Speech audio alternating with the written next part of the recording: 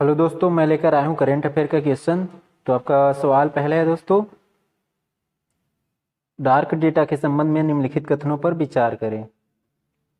तो आपका पहला कथन है दोस्तों, यह केवल डार्क वेब के माध्यम से उत्पन्न होता है। दूसरा कथन है दोस्तों आपका, यह संगठनों के लिए अत्यधिक संरचित और महत्वपूर्ण डेटा है क्योंकि इसका उपयोग निर्णय लेने के लिए किया जाता है। तीसरा कथन है दोस्तों, इसमें उच्च कार्बन पदचिह्न है। पर दिए गए निम्नलिखित कथन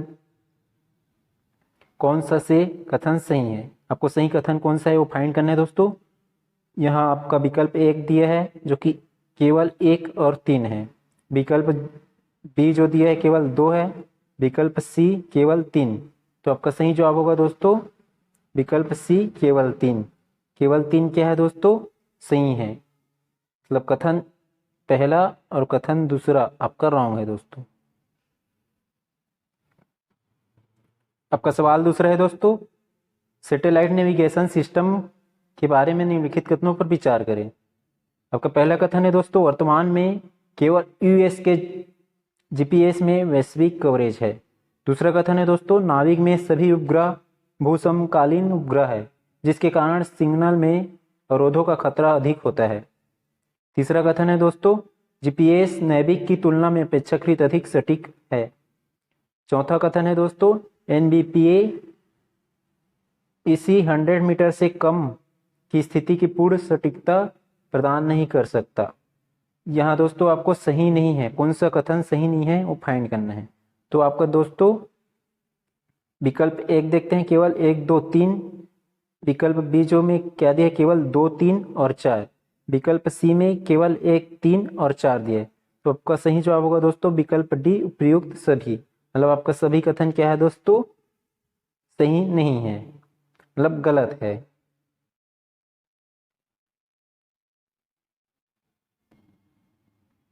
आपका सवाल तीसरा है दोस्तों, आपका सवाल तीसरा है दोस्तों, इलेक्ट्रॉनिक नेशनल एग्रीकल्चर मार्केट जिसको शॉर्ट फॉर्म क्या है ई नेम के संदर्भ में निम्नलिखित में से कौन सा कथन सही है।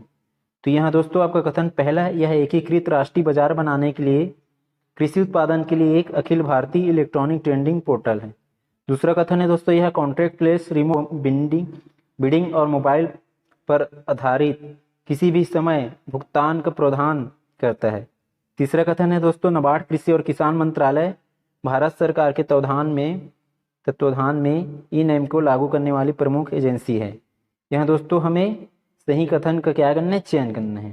तो यहाँ दोस्तों सही जवाब होगा विकल्प ए केवल 1 और मतलब यहाँ दोस्तों हमारा विकल्प बी, विकल्प सी, विकल्प डी क्या है, गलत है। यहाँ मतलब कथन 3 जो क्या है, रॉन्ग है।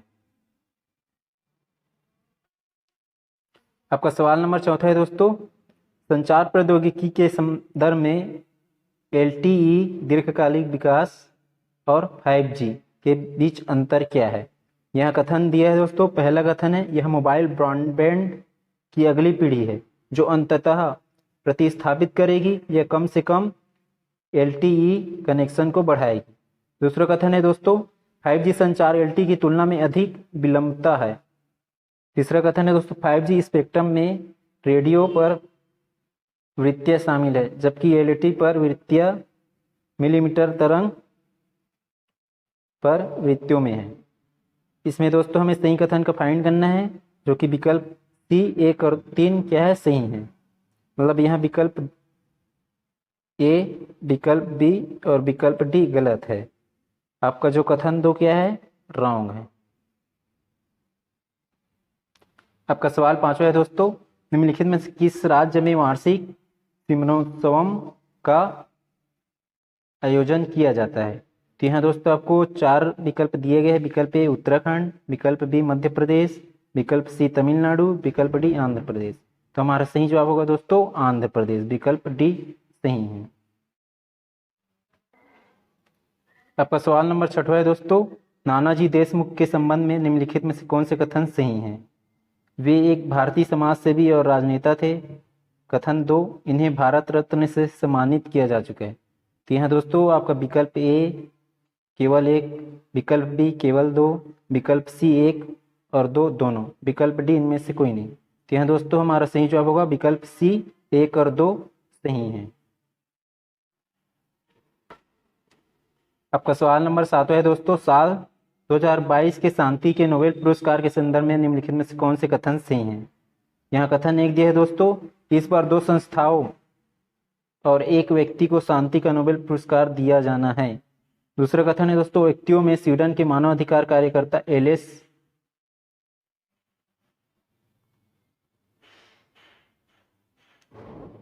LSB बियालिस्की को यह पुरस्कार दिया जाएगा। यहाँ कथन 1 दिया है दोस्तों, केवल 1, विकल्प बी दिया है केवल 2, विकल्प सी 1 और 2 दोनों, विकल्प डी ना तो 1 और ना तो 2। यहाँ सही जवाब होगा दोस्तों विकल्प ए, केवल 1 सही है। और आपका जो कथन 2